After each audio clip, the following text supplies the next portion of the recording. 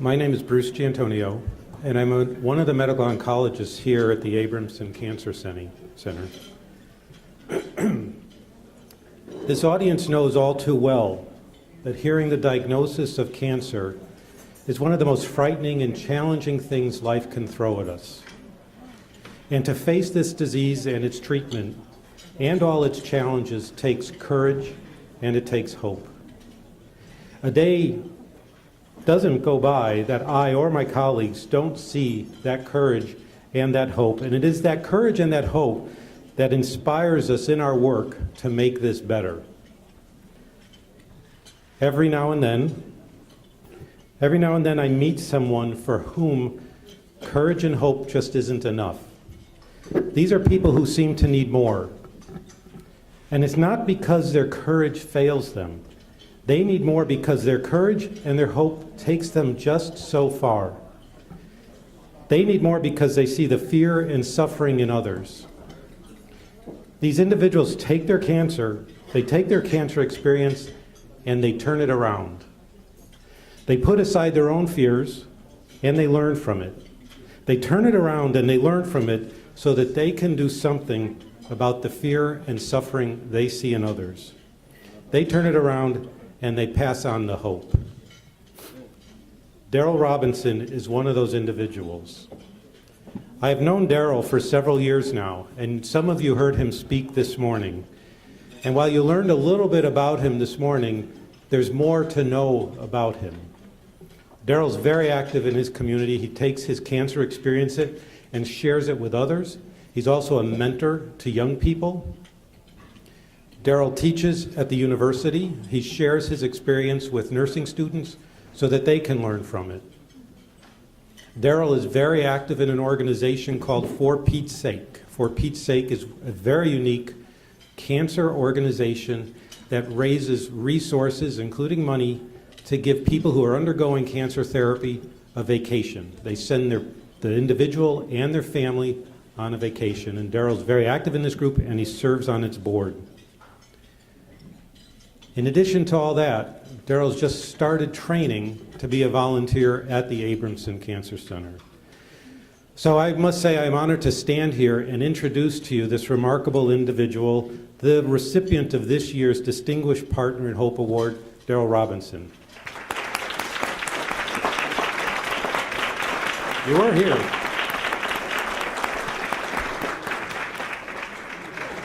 So Daryl, it gives me great pleasure, and it's an honor for me to introduce you to this group and award you this year's Distinguished Partner in Hope Award.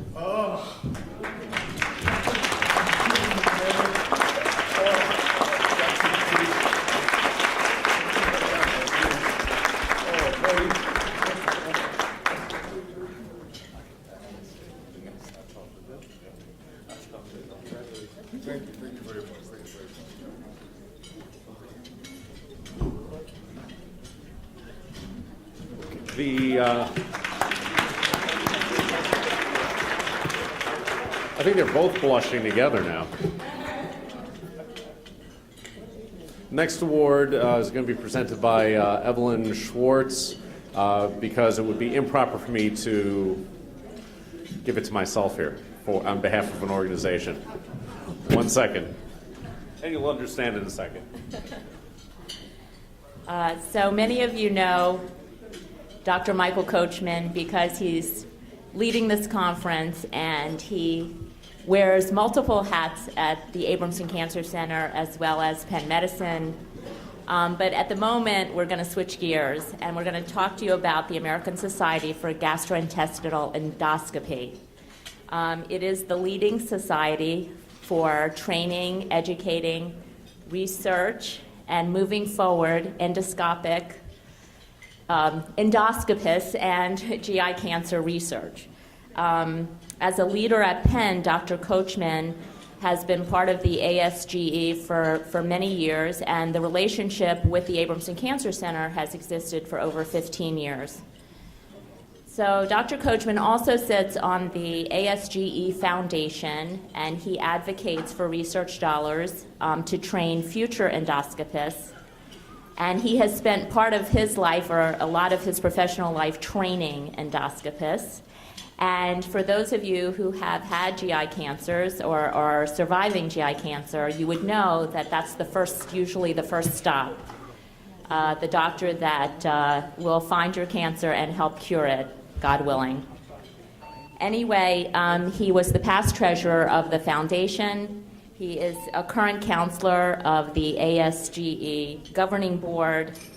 And the current foundation chair was unable to be here, Dr. Robert Gans, to accept the award on behalf of the Abramson Cancer Center.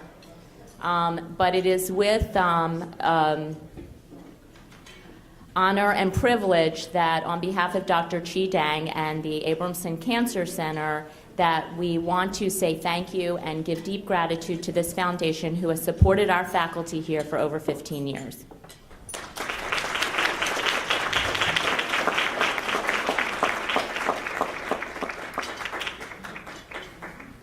Thank you. I just want to explain just a little bit about what the ASGE Foundation has done, because it's really not clear. I know a number of people here sit on a number of different boards, but for those of us who are physicians and academics, when we are involved with our national societies, we have some unique opportunities to help really our patients and the research agenda by helping figure out where money should be spent. And as you all know, research funds are very difficult to come by. The ASGE Foundation is part of the overall society, the ASGE, and the foundation actually has a few missions. You're seeing what some of those are on that slide, but the two that we take most critically and allocate our funds to are patient outreach and education and physician education. And one of the websites to take a look at is the Screen for Colon Cancer website, which really helps with that. And there are also a number of patient education materials available at asge.org. Some of you may have seen some of the press that finally came around last week with the colonoscopy screening finally been proven to have benefit in larger studies for decrease in colon cancer rates. No surprise to those of us who have participated in this over the years, but really to get even the insurance companies to accept screening for colon cancer has been quite difficult, and it's foundations like the ASG Foundation that have gone to bat to fund not only the research but also advocacy on Capitol Hill to get these benefits paid for. So on behalf of the ASGE, I'd like to thank the ACC for this award. Thank you.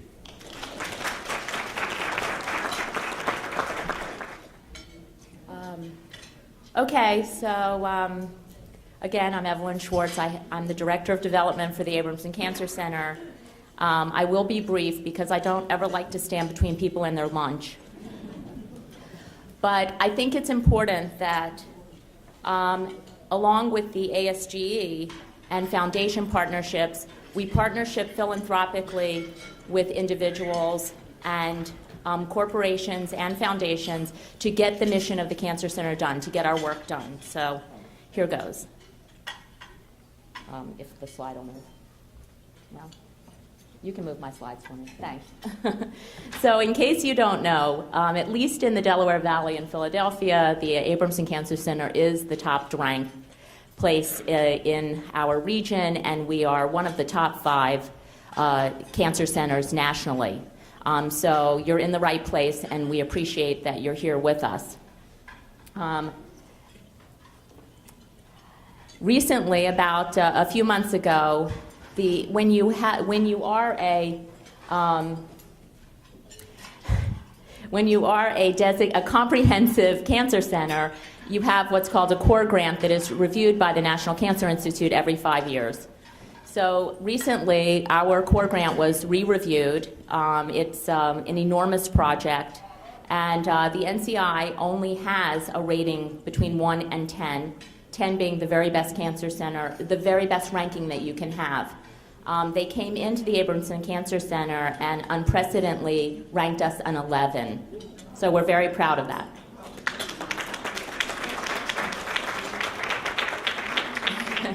Many of you also know that, or have been through the Perlman Center for Advanced Medicine. It is part of what we call our new medical campus. It is a patient-centered, facility. It's light, it's airy, it's beautiful. We hope that everybody's traversing it with ease and grace. But I think there's many, many, many helpful people in that building, including faculty, clinics, psychosocial networks, etc. But if you just are in the area and want to visit, and you're not there for any patient reason, you can do that too. Oftentimes in the lobby we have music playing, so somebody performing. I don't have to talk about the Roberts proton therapy because Dr. Jim Metz has been all over the place today talking about it, but it is part of the campus there, connected at the bottom of the building. This is our new Translational Research Center, and it's one of a unique place in the country that is connecting our scientists, our basic and translational scientists, with the clinicians on the other side so that we can get patient treatments and new diagnostics and any kind of discoveries from the lab to the patient as quickly as possible. It's a very, very unique building, and again, I encourage you to come in. You can speak with me, and I will introduce the rest of my team in a minute, but we'd love to tour you around the facility. So it's only through philanthropy that cancer research, patient care, and education move forward. This has been our logo for our main campaign. The time is now, the place is Penn. We are concluding a university-wide campaign at the end of December, but there's much, much work to be done and many, many pots to fill. So we will continue raising money to get our research and our medical treatments moving forward. We do this, again, through personal philanthropy, through corporate and matching gifts, through estate and life income gifts, and through holding events that raise money. We accept online donations if you can't reach a person, but we would love to talk to you in person if you're interested in supporting our cause. Critical areas that need funding always is research, faculty support and clinical programs, patient and family services, our survivorship programs, and integrative medicine and wellness, which you just heard at the last panel. If you are not receiving our quarterly newsletter, please, there's a table we have at the back to sign up for your mailing address or email, and we'll be happy to put you on our mailing list. Again, our conferences could not be supported without individual and foundation support, and we'd like to again thank these sponsors of today's educational conference. We have a myriad of upcoming events, but I'm going to bring your attention to the top two. On March 18th is the race, Get Your Rearing Gear, and that organization, it's a race, it's a walk, you can come out, you can just have a nice day, hopefully the weather will be nice. That organization has decided to partner with the Abramson Cancer Center to support our West Philadelphia GI Outreach and Education Initiative, which has just started in the last 6 months, and we're hugely appreciative of that. On March 29th, we're having a discovery lunch at the Perlman Center for Advanced Medicine on GI cancers. It'll be a smaller, more intimate group, but we will be discussing both esophageal and pancreatic cancer, and if you're interested, you can reach out to us and we will make a reservation for you. It's between 12 and 1 on the 29th. So Dr. Chi Dang says an investment in the Abramson Cancer Center is an investment in the eradication of cancer, and we certainly believe that to be true.